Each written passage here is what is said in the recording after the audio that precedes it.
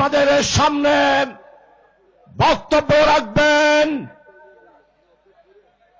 বাংলাদেশ জামাত ইসলামীর আমিরে জামাত, যিনি আজকে বাংলাদেশের রাজনীতিতে বাংলাদেশের সীমানা পার হয়ে এশিয়া তথা বিশ্বের মানবিক নেতা হিসাবে যিনি আজকে জনগণের হৃদয় জয় করেছেন, আজকের সমাবেশের প্রধান অতিথি বাংলাদেশ জামাত ইসলামীর আমিরে জামাত 11 দলীয় ঐক্য জোটের উপকার বাংলার আগামী দিনের আশা আকাঙ্ক্ষার প্রতীক জননেতা ডক্টর শফিকুর রহমান।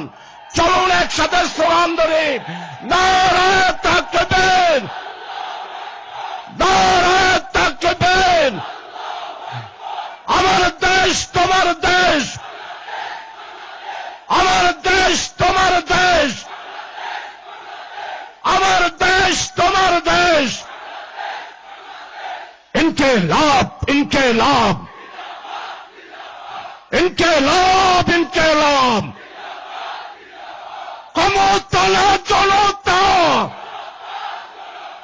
ক্ষমতা না জনতা। সম্মানিত প্রধান অতিথিকে আমার আজকে চট্টলার সর্বস্তরের মানুষের উদ্দেশ্যে বক্তব্য রাখার জন্য বিনয়ভাবে অনুরোধ করছি ডক্টর শফিকুর রহমান, ডক্টর শফিকুর রহমান।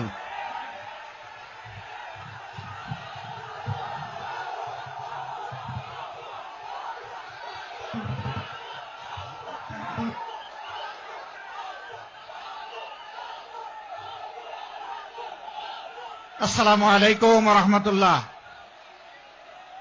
আবার সালাম, আসসালামু আলাইকুম ওয়া রাহমাতুল্লাহ। মাশাআল্লাহ, এবার বোঝা গেল সাতকানিয়া লোহাগাড়া। আলহামদুলিল্লাহ, আলহামদুলিল্লাহি রাব্বিল আলামিন ওয়াস সালাতু ওয়াস সালামু আলা রাসূলিহিল কারীম ওয়া আলা আলিহি ওয়া সাহবিহি ওয়া আহলি বাইতি আজমাইন। প্রিয় দক্ষিণ চট্টলবাসী, আপনারা কেমন আছেন? আলহামদুলিল্লাহ, আল্লাহ তাআলার শুকরিয়া যে আমরা মুক্ত বাংলাদেশে মানুষের অধিকারের পক্ষে লড়াই করার সুযোগ পাচ্ছি। আলহামদুলিল্লাহ। 24 না হলে কি 26 পাওয়া যেত? তো 24কে যারা স্বীকার করে তারাই তো 26-এর উত্তরসূরি নাকি? আর যারা 24 স্বীকার করে না তাদের জন্য কোনো 26 আছে? তাদের জন্য ইনশাআল্লাহ 26-এ লাল কার্ড। প্রিয় চট্টলাবাসী,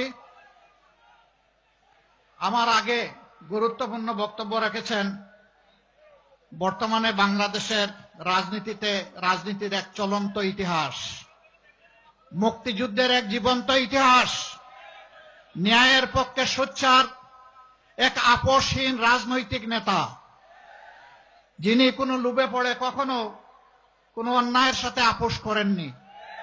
তিনি বক্তব্য রেখেছেন। আমি তাকে সর্বান্তঃকরণে শ্রদ্ধা করি, আল্লাহ তাআলার কাছে দোয়া করি তাদের কল্পনার যে বাংলাদেশটার জন্য তারা যুদ্ধ করার আগে বলেছিলেন উই রিভল্ট, পাকিস্তান বাহিনীকে লাল চোখ দেখিয়ে যারা বলেছিলেন আমরা তোমাদের বিরুদ্ধে বিদ্রোহ করলাম, তিনি যেন তার জীবদ্দশায় তাদের আকাঙ্ক্ষা সেই বাংলাদেশটা জেগে যেতে পারেন। বাংলাদেশ আলহামদুলিল্লাহ আমরা বিশ্বাস করি 12 তারিখ পথ খুঁজে পাবে। বাংলাদেশের মানুষ ইনশাআল্লাহ সিদ্ধান্ত নিতে ভুল করবে না। যে যুবকদের নেতৃত্বে আমাদের বিপ্লব সফল হয়েছে সেই যুবকরাই বাংলাদেশের পথ দেখিয়ে দিয়েছে। ডাকসু থেকে শুরু জকসুতে এসে আপাতত থেমেছে। সব জায়গায় একই চিত্র। আমরা চাই দালাল মুক্ত বাংলাদেশ, আমরা চাই চাঁদাবাজ মুক্ত বাংলাদেশ, আমরা চাই দুর্নীতিবাজ মুক্ত বাংলাদেশ, আমরা চাই মামলাবাজ মুক্ত বাংলাদেশ, আমরা চাই ব্যাংক ডাকাত মুক্ত বাংলাদেশ, আমরা চাই ঋণ খেলাপি মুক্ত বাংলাদেশ। আমরা একটা মানবিক বাংলাদেশ চাই। তারা রায় অলরেডি দিয়ে দিয়েছে, 12 তারিখ ইনশাল্লাহ তাই হবে। এইটা দেখে অনেকের মাথা গরম। এখন কি চৈত্র মাস না